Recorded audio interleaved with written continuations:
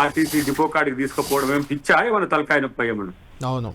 అలా అధ్యక్షుడు లేడు, ఏం లేడు, పోయి ఆడ కూర్చొని మళ్ళీ రెచ్చగొట్టి కార్మికులు చచ్చేదానికి చేసి ఏం మీరు పీకుడు ఏమైనా చేస్తున్నాడా?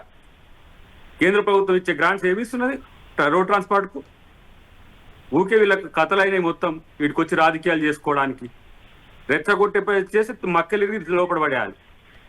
చస్తుంటే ఒక కాంచి వీళ్ళకి శవయాత్రలా? ఆడికి తీసుకుపోయి ఎవరైనా టెంప్టేషన్స్ తీసుకుపోయి డిపో ఆడ తీసుకుపోయి పెడతారా? ఎవరన్నా పెట్టనిస్తారా? హోంశాఖ సహాయ మంత్రి కాదు, బుద్ధి ఉండొద్దా?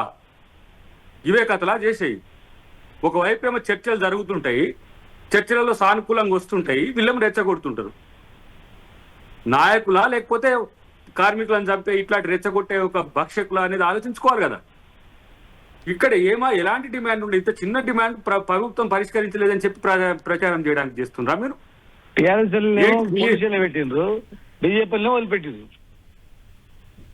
ఇప్పుడు అసలు బీజేపీలో ఈ కథ ఏందో నాకు అర్థం కావట్లేదు. ఫస్ట్ ఇప్పుడు బీఆర్ఎస్ కి సంబంధించిన నాయకులు ముందు నుంచి కూడా కొట్లాడుతుండ్రు. వాళ్ళు కొంచెం మేము మద్దతు ఉంటామంటారు. సరే, వాళ్ళు వెనక ఉన్నది నాకు తెలుసు. థామస్ రెడ్డి ఎందుకు మాట్లాడుతున్నాడు, అశ్వత్థామ రెడ్డి ఎందుకు మాట్లాడతలేడు, లేకపోతే ఇతరత్ర సంఘాల నాయకులు ఏఐటీసీ వాళ్ళు ఎందుకు మాట్లాడుతారు, సిఐటి వాళ్ళు ఎందుకు మాట్లాడతలేరు, స్టాఫ్ అండ్ వర్కర్స్, అంతా దాని రికార్డు ఉన్నది.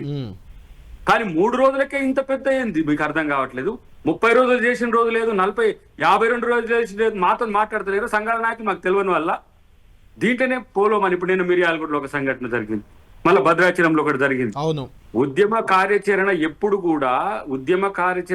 కూడా హక్కుల పరిరక్షణ కొరకు, హక్కుల సాధన కొరకు ఉండాలి.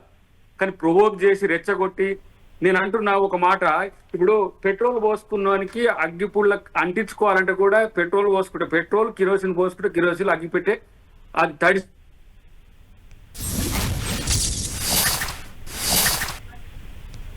ఎట్లా కాలుతున్నారు వీళ్ళు?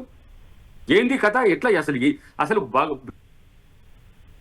అంటే అది మీరే తెలుసాలి దయాకర్ గారు, అది మీరే తెలుసాలి. అంటే మీ అనుమానంలో వాస్తవం ఉంటే మీరే తెలుసాలి. అధికారంలో ఉంది మీరే కదా, తేల్చాలి. దాని మీద కమిషన్ ఇట్లా ప్రతిసారి ఇట్లా కాలిపోతుంటే ఎవరు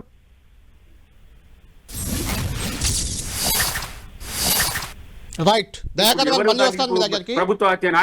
ఇదేం కథ నాకు అర్థం కావట్లేదు. కార్మికులను మనం ఏమైనా ఉంటే, మొన్న నేను ఆర్టిజన్ సమస్య ఉంటే నేను ఢిల్లీ నుంచి హుటాహుటిన వచ్చి బట్టి గారితో మాట్లాడి వాళ్ళని టెర్మినేట్ చేయడానికి ప్రతిపాదనలు తయారైనాయి.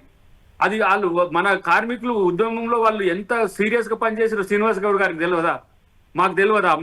మేము ఉద్యమంలో ఉన్న వాళ్ళం కదా కాంగ్రెస్ పార్టీలో. ఇప్పుడు